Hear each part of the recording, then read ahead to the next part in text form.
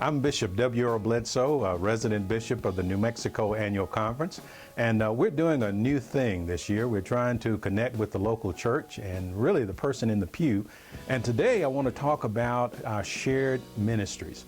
Some of you may be aware that the New Mexico Conference at its last session held at Glorieta passed overwhelmingly the tithing model for shared ministries. And this tithing model means that each church, rather than us trying to pick and choose and giving you amounts of dollars to give, is that we're asking each church to give 10% of their income each particular week towards shared ministries. Those who are the recipients of the tithe, which means the general church, and those beyond the local church must also learn to live within that tithe.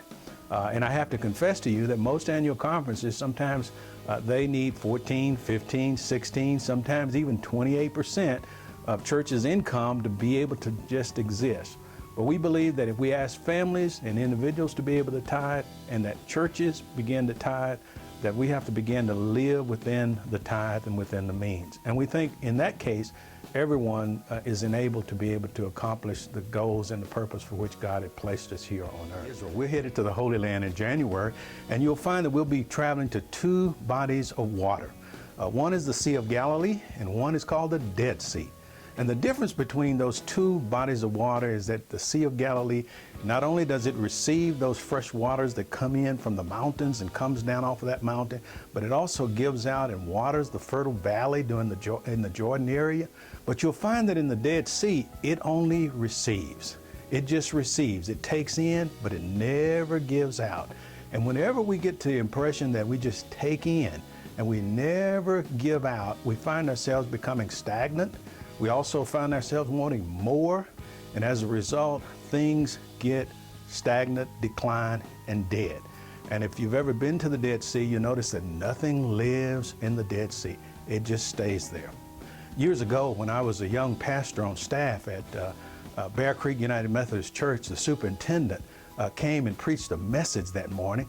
And Leslie and I were just young, starting out in ministry, and his title of his sermon was, "Earl I Tithe, What About You?" And I'm sitting there and I'm kind of like sitting on my hands because I realized we were only able at that time to give maybe 2, maybe 3%. We said, we can't afford to do this. In fact, we didn't know where the money was going to come from. But we also were praying individuals, a family, and we started praying about learning to tithe. And we started working it one step at a time. And so that next year we moved our pledge up to 5%, then we moved it up to 7%, then we moved it up to 8%, and we finally got to the tithe. But we discovered an amazing thing. Not only did we have enough income to be able to pay our bills, but we had a lot more left over. And so I'll always be a believer in the biblical model of tithing.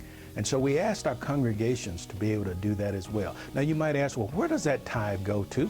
Well, it helps fund not only those ministries outside of the local church, our district ministries, our conference ministries, and even our global ministries. So that together, collectively, by us being faithful to God's tithe, we're able to see ministry all around the world.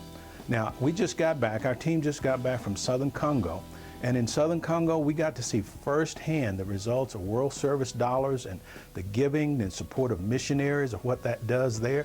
That particular conference alone started 144 churches last year, and they have a goal this year to double that. You can see how the gospel of Jesus Christ is moving out in the communities, and we're all a part of that. You're a part of that. As a person in the local pew, you help make a difference in the world. So I would encourage all of us to practice the biblical method of tithing, and I would encourage churches, don't try to figure out whether you do this or do that. Just whatever God bless you with on a week-to-week basis or a month-to-month basis, just take 10% of that. That's your apportionment. That's the tithing model. God bless you.